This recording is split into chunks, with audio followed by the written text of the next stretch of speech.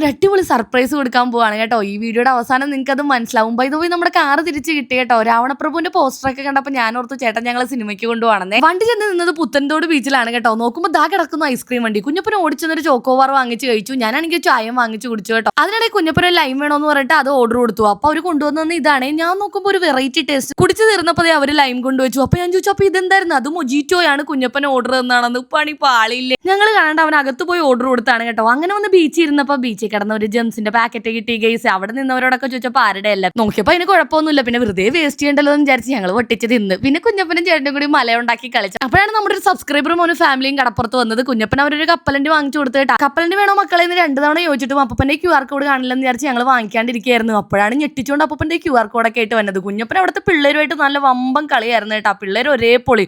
നോക്കുമ്പോൾ എന്റെ പൊന്നെ 2 അവന്മാര് വന്നടാ കടപ്പുറത്ത്. വെറുതെ സീൻ എന്ന് പറഞ്ഞ സീൻ. നോക്കുമ്പോൾ ചേട്ടൻ ടയർ ഊഞ്ഞാലാടുന്നു. കുഞ്ഞപ്പനാണെങ്കിൽ അപ്പുറത്തുനിന്ന് വേറൊരു ഊഞ്ഞാലാടുന്നു. അങ്ങനെ രാത്രി ആയപ്പോൾ തിരിച്ച് ഞങ്ങൾ വീട്ടിലോട്ട് പോകുന്നു ഗൈസ്. അത്രയുള്ളൂ. ബൈ.